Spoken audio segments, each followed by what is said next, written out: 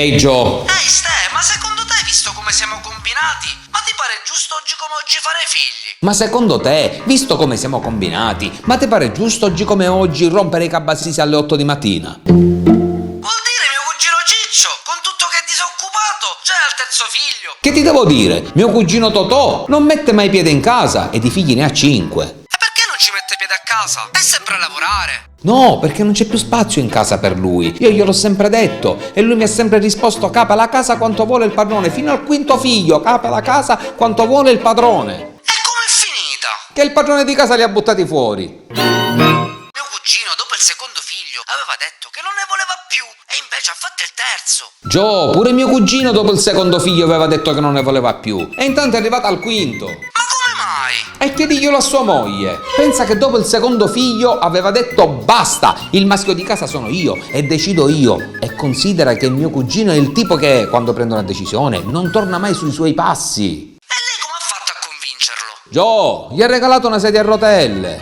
Bella però, sai. Che poi mio cugino è un miracolato, non riusciva ad avere figli, ma ha sempre sentito una voce che diceva: ce la puoi fare, ce la puoi fare. Gio, pure mio cugino ha sempre sentito una voce. E che gli diceva la voce? Scendi il cane, butta la spazzatura, leva le calze dal divano. Addirittura è finito dallo psicologo perché sentiva le voci pure al lavoro. E come ha risolto? Ha buttato il telefono. Lei lo chiamava 100 volte al giorno. Oltretutto mio cugino non lavora e ha deciso di mandare i suoi figli all'università, ma se non ha neanche i soldi per mangiare. Gio, in questo hai ragione. D'altronde in Italia con la cultura non si mangia, si pensa.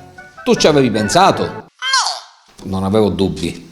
non scherzare, ce ne sono 100.000 laureati e sono disoccupati, ma non è meglio farli fare il calciatore o l'influencer? Sì, Gio, molto meglio. Mia sorella li ha fatti studiare i miei nipoti, sono diventati uno avvocato e l'altro magistrato. L'altro giorno ero a casa sua, mi arriva una telefonata di un amico mio e mi dice: scusa, se sei impegnato ti rubo solo 2 minuti. Oh, quelli appena hanno sentito la parola ti rubo lo volevano denunciare, facevano come i pazzi. Ho dovuto chiamare il mio avvocato per accordarmi con i miei nipoti. E com'è finita? Che mi fottero 100 euro. Gio, se erano ignoranti questo succedeva? No, anzi, glieli fottevo io 100 euro a loro. Ste, ma tu non pensi che oggi nel mondo siamo troppi? Gio, e tu non pensi che oggi nel mondo siano troppi a non pensare? Io non lo so, ma come fanno a fare tanti figli senza pensare? Gio, perché per fare figli non ci vuole questa testa, ce ne vuole un'altra. Ma quale? La tua. Comunque, secondo me, non è giusto che oggi chiunque possa fare figli. Come, scusami, non ti ho sentito bene, che forse il telefono è un poco sminchiatello. Dico, secondo me, oggi come oggi, non è giusto che chiunque possa fare figli. Ah, allora avevo capito bene, il telefono non è sminchiatello, Gio, è buono. Quello sminchiatello sei tu. Ma che vuoi dire? Ma che vuoi dire tu? Ci sono figli e figli. Ci sono figli delle stelle, figli della buona sorte, figli del nostro tempo, figli e figliastri, figli di papà, figli di famiglia, figli di nessuno e figli d'arte. Ma tu, che figlio ti senti? Veramente? Lascia stare, si è capito che figlio sei.